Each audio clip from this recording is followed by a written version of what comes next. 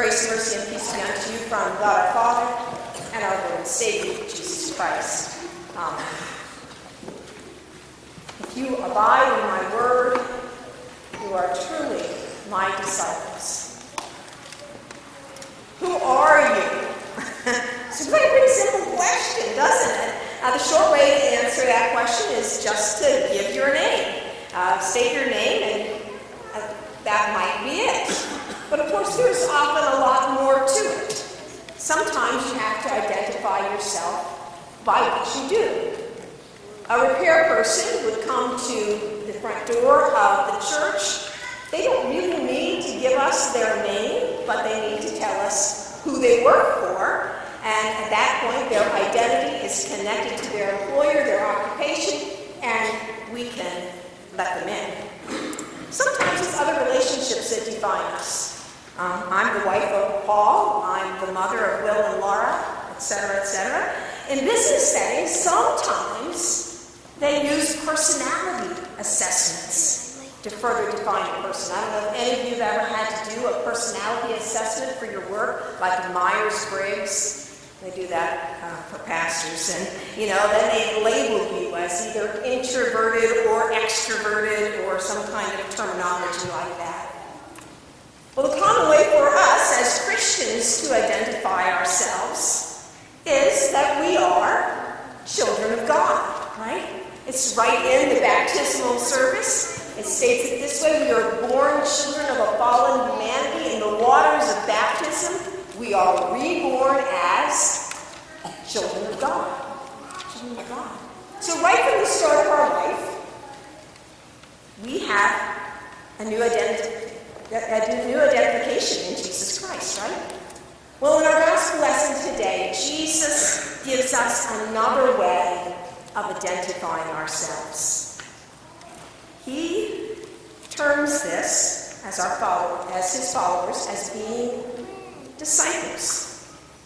In this particular case, he was encouraging those who were listening to him to move beyond a superficial kind of belief to being true disciples.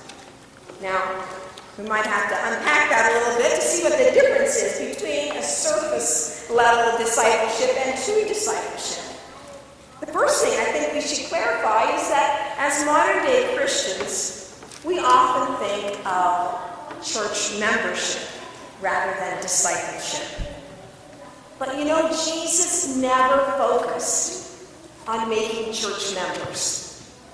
He never told us to go out and get more members. That wasn't what Jesus was about. He told us to make disciples. Remember the Great Commission in Matthew 28? Go therefore into all nations, making disciples. Making disciples. So, what's the difference? Well, church membership comes up every once in a while in the congregational life because, for instance, next Sunday we're going to have a vote. And we have to define the definition between a voting member and a non-voting member. So, communing once a year and making a contribution of record, that's the standard. But certainly we can see right off the bat, as soon as I say that Jesus would not be concerned about voting. It almost sounds embarrassing to think that a follower of Jesus Christ would only be partaking of the body and blood of our Lord, which he commanded us to partake in, only once a year. So we can see that being a disciple is not the same as being a church member. So what is a disciple? Well, the simplest definition of disciple is to say that you're a follower, right? And we can learn a lot of the specifics about discipleship by examining that first group of men that Jesus chose to be his followers. And there I think we would learn both the do's and the don'ts, since we see them warts and all in the Gospels. They're stumbling, arguing, even betraying and fleeing Jesus. But there is a brighter side to their discipleship, which is also revealed as we work our way through the New Testament.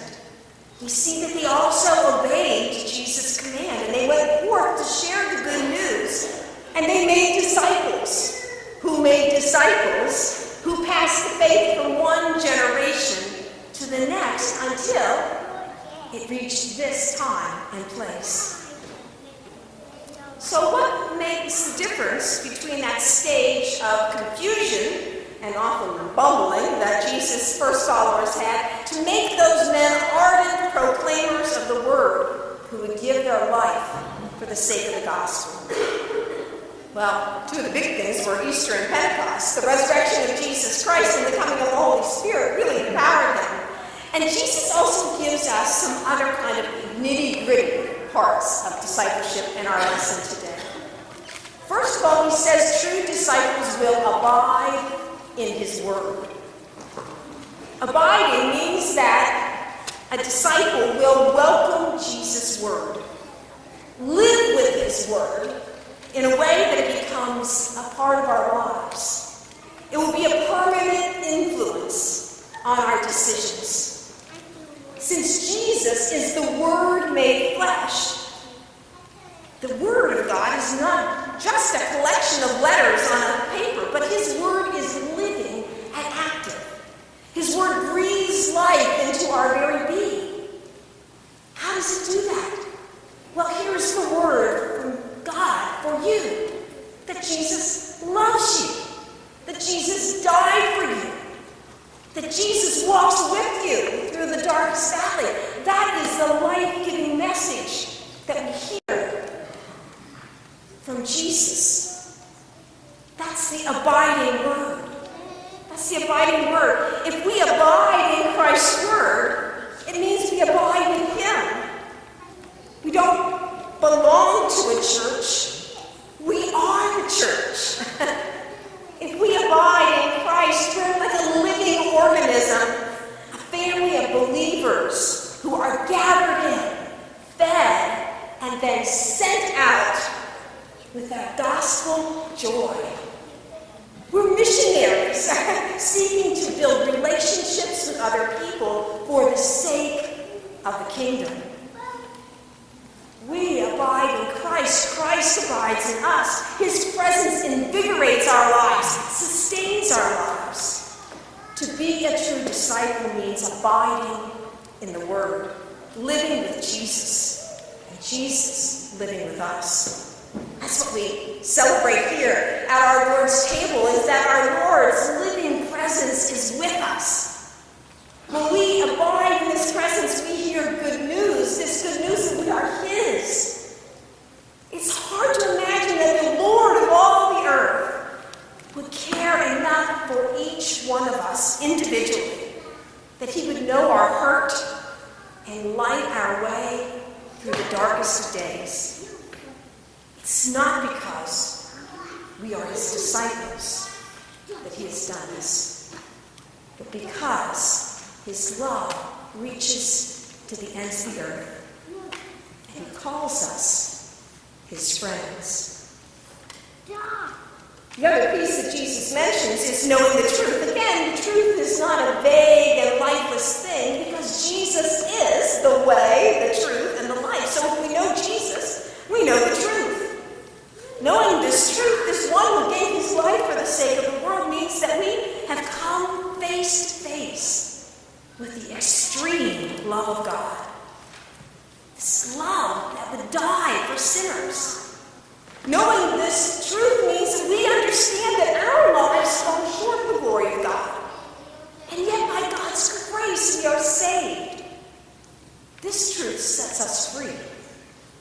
Not to do what we want, but frees us from our bondage to sin and death. In Christ we're not free from rules. We still have rules. But we are free from guilt, and we are free from grudges.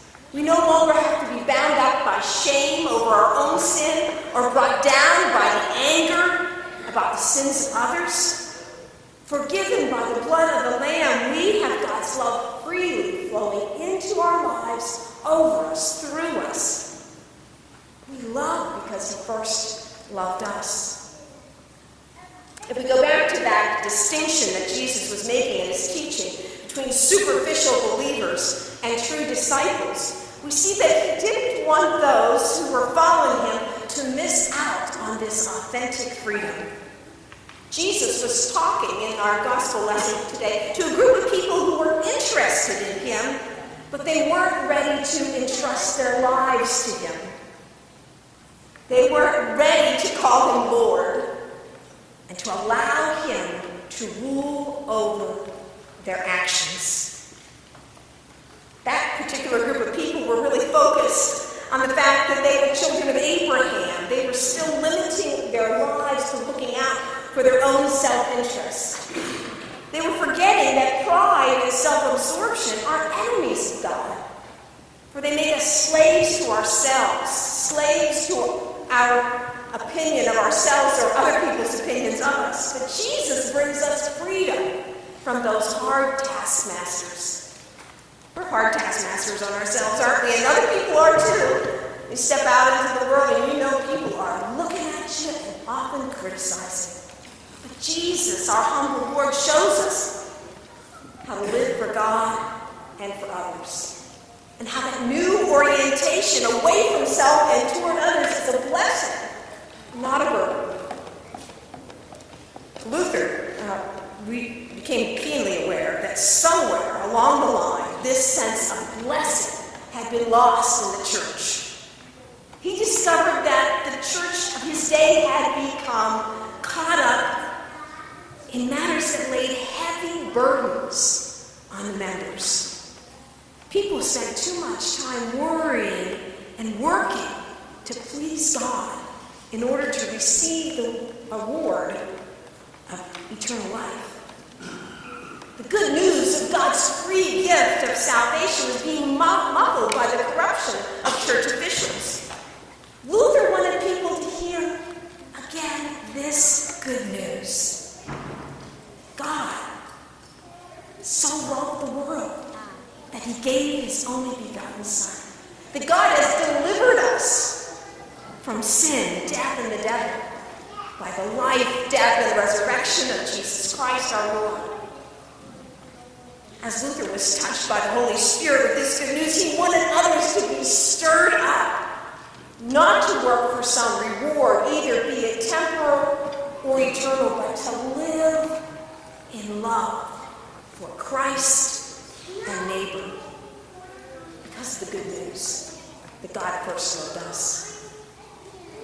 This is surely our desire as we seek to grow in discipleship, to nurture among our fellowship here a love for Christ and a love for neighbor, and to share this contagious love with others. This is certainly what our prayer is for our young people who are receiving their first communion today. That the realization of God's love for them would grow in their hearts, grow in their lives, and that they would seek his presence in this holy meal as often as it is offered, so that they, like you and I, may be continually molded and shaped into the disciples that God has desired us to be. Well, I asked you at the beginning of the sermon, who are you? But maybe the better question for us is to think about who Jesus is. Who Jesus is, our precious Lord and Savior. And we can say, thanks be to God. It's not because of who we are, but because of who he is, that we can be called disciples. And have that privilege of being steered through the storms of life with his most precious love. Amen.